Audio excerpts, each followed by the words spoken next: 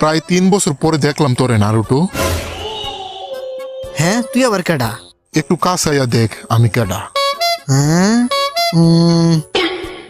আরে তুই, আরে মনে পড়ছে, তুই ওই কেডা জানি তুই?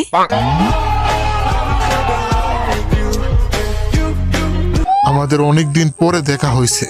তুই কি ট্রেনিং এ গিয়া সারাদিন হ্যান্ডেল মারতি নাকি? তোর স্মৃতি শক্তি একেবারে কমে গেছে। তোরা তো এখন সোনাডে দাদির 106 নম্বর চেম্বারে নিয়ে তোর চিকিৎসা করাতে হবে। আরে এই আওয়াজটা শোনা শোনা লাগতাছে, যে নাকি মুখে সাইলেন্সার লাগিয়ে কথা বলতো। আরে তুই হলি সাইলেন্সার শিনু। অবশেষে তোর বিচিতে 1 ফোঁটা পানি জমছে, তাই মনে পড়ছে আমি কেডা। আরে বুকাদুচা, তুই এমনি পর্দাশীল হয়ে থাকলে কেমনে চিনমু তোরে শালা? আরে সাইলেন্সার শিনু, তুই এখানে কি করস রোদের ভিতরে দাঁড়াইয়া? এখন তো ভালো করে শীতও পড়ে নাই। আরে কতে কুত্তা কতে কিবা, তুই ওই কিবা? আরে এনতে নুনু, এনতে নারুটো। তুই ওই নারুটো। তোর গন্ধ আমি ভালো করে চিনি। তুই 100% নারুটোই হবি। শালা, তোর কি আমার ফেস মনে নাই নাকি? গন্ধ শুকা চিন্তাছস? আর তুই কিসের গন্ধ পাইতাছস বলতো? হ্যাঁ, এই ডগিটা কার? এটা হতে পারে না। আরে কি কইতাছস? এই দেখ, তুই তো বড় হয়ে গেছস। আরে বাদ দে আমার কথা, আমার বিশ্বাসই হইতাছে না। এত কম সময়ে এই ডগি এত বড় হয়ে গেছে, এটা কিভাবে সম্ভব? আমরা দুজন একসাথে রাতে একটা ভিডিও দেখতেছিলাম ইউটিউবে। ওইখানে হ্যান্ডেল বাবা নামে একজন লাইভ স্ট্রিম করতেছিল। ওই হ্যান্ডেল বাবা বলছিল যে বেশি বেশি হ্যান্ডেল মারলে নাকি মানুষ লম্বা হয়। তারপর আমরা এক্সপেরিমেন্ট করতে শুরু করলাম। তারপর আমার ডগি এত বড় হয়ে গেছে, তার সাথে আমিও। সবই হ্যান্ডেল বাবার দোয়া। সবই বুঝলাম, কিন্তু এই ডগিটা আবার হ্যান্ডেল মারে কিভাবে? কয়দিন আগে দেখলাম যে এটা তোর মাথার উপরে বসে থাকতো, আর এখন তুই ওর উপরে বসে থাকস। হ্যাঁ, ওইখানে আবার কে?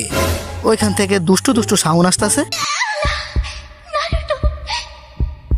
আমি শুনছিলাম ও গ্রামে ফিরে আইছে।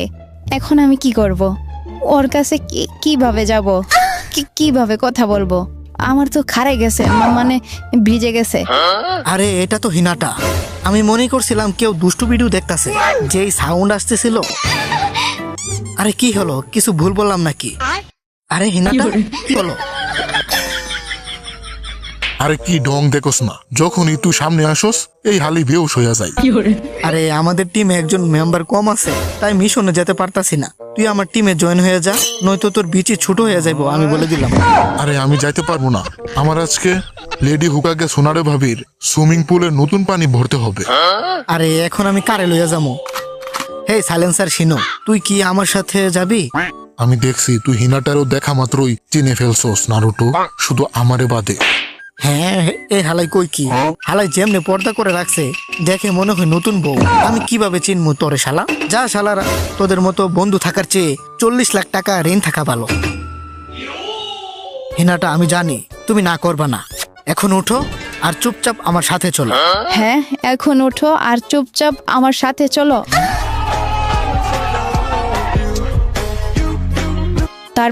তারপর কি করবে? এখন কিভাবে? এখনো তো আমরা বিয়ে করিনি। না না না, এখন হঠাৎ করে কিভাবে? আমি বুঝি না, হিনাটা আমার দেখলে টমেটোর মতো লাল হয়ে যায়, তারপর বেউস হয়ে যায়। আমি দেখতে কি এতটাই ভয়ঙ্কর নাকি? যা, ওরা রাজি হয়েছে না তো কি হয়েছে?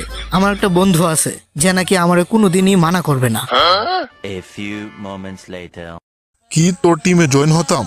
আরে আমার চুনিন এক্সামের ইনচার্জ বানাই দিছে, তো এখন আমি চাইলেও যেতে পারবো না। দূর, বোরিং একটা কাজ।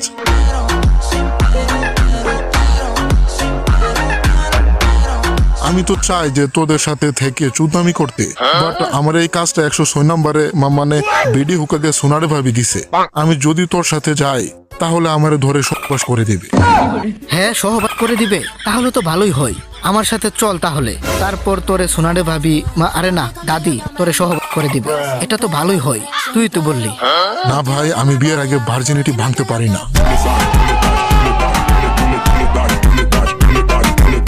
আরে কেউ তোর সাহায্য না করলে আমি করবো। আরে বুটকা চোজি দেখি।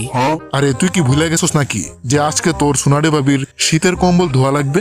আরে রাগ কম্বল ধোয়া ধুই। আমি নাউটোর মতো পুরাতন একটা বন্ধুরে মানা করতে পারি না। এলো তোর লাঞ্চ বক্স। ও ও থ্যাঙ্কস চোজি। আরে এটা আমার জন্য আছে, তোর জন্য না। আরে চোজি, তুই দেখি আগের মতোই সারাদিন খাইতে থাকস। আগের তুলনায় তুই একটু ভুটকা হয়ে গেছস। কি কইলি? আরে সর বুকা তো চা।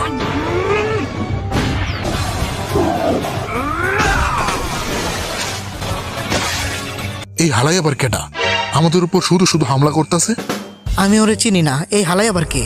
কিন্তু ও দেখি আমাদের গ্রামের হেডব্যান্ড পরে রাখছে। যে ওই হোক না কেন, এই হালারে আজকে চুদলিং পং করে দিব।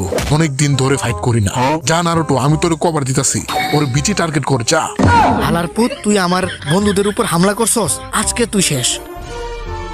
নিনজা আর্ট সুপার বিস্ট চুদলিং পং, নিনজা আর্ট লুচ্চা শেডু।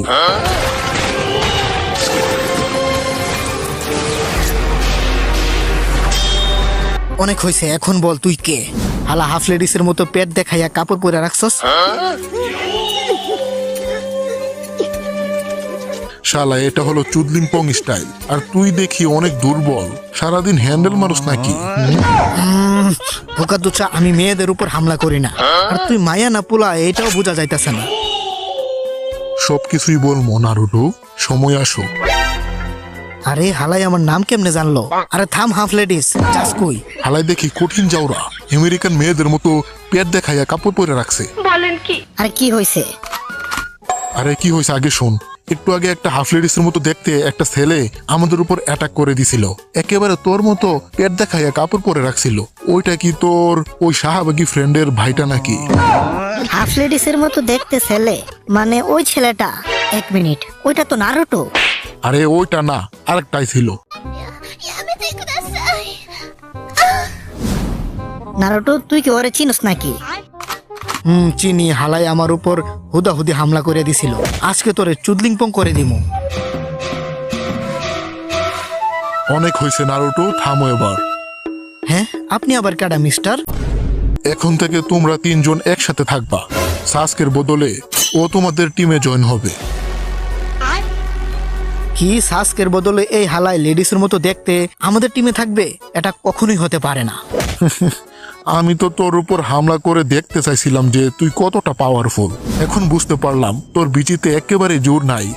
ইউআইমু, তুই শালা দুর্বল। কি কি কইলি তুই? তোর আব্বা দুর্বল, তাই তো তুই এমন হইছস। তোর কাপড় লাগলে আমারে বলতি, আমি কিনা দিতাম। শালা হাফ লেডিস। আরে নারুটো, এইভাবে কথা বললে তোর সাথে কেউই বন্ধুত্ব করবে না। আমি যে কোনো মানুষের সাথে বন্ধুত্ব করতে পারি, তোমার মতো ব্রেনলেস মেয়েদের সাথেও।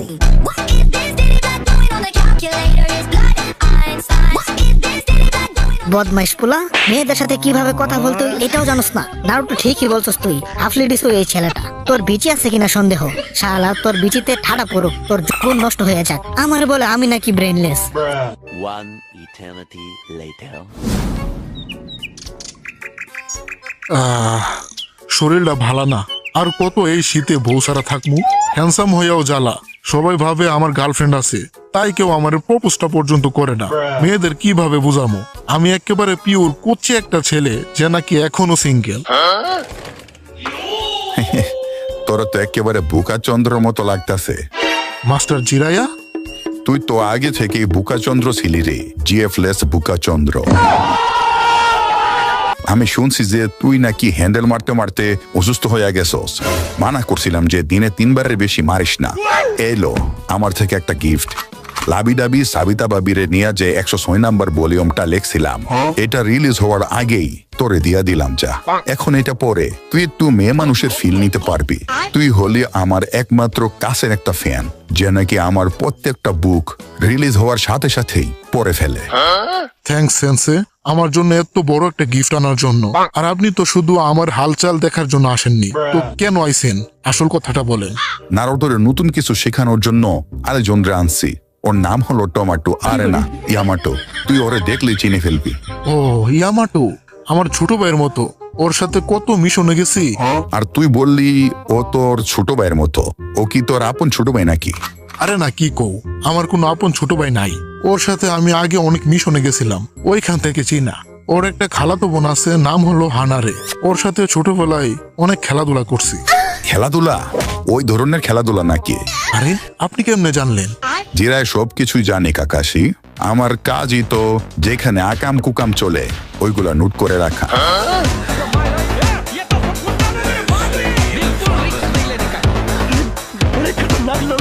তাহলে আপনার ওই চলো যাই বট গাছের তলে ওই বইয়ের 106 নম্বর পৃষ্ঠাতে যে একটা ছেলে আর একটা মেয়ে আছে বট গাছের নিচে রোম্যান্স করে, এটা কি আমার আর হানারের কাহিনীটা মেরে দিছেন নাকি? আমি কোনো বানায়া গল্প লেখি না ব্রো, আমার সবকিছু একেবারে রিয়েল এন্ড আসল ঘটনা থেকে নেওয়া। আপনি মিয়া ভালা না, মানুষের প্রাইভেসি নষ্ট করেন। আপনি মিয়া একটা লুচ্চা।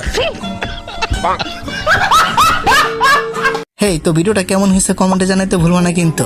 আর এইরকম লং ভিডিও যদি তোমরা আরো দেখতে চাও তাহলে এই ভিডিওতে 1000 লাইক করে দাও। আমি জানি তোমরা ইচ্ছে করলে এটা করতে পারবে। আর হ্যাঁ, যারা চ্যানেলটাকে এখনো সাবস্ক্রাইব করো নাই, ভাই কি করতেছো, সাবস্ক্রাইবটা করে দাও। তো ভালো থাকো সবাই, দেখা হচ্ছে পরবর্তী কোনো মজাদার ভিডিওতে। Tata. Cause they call my feelings, single but don't mean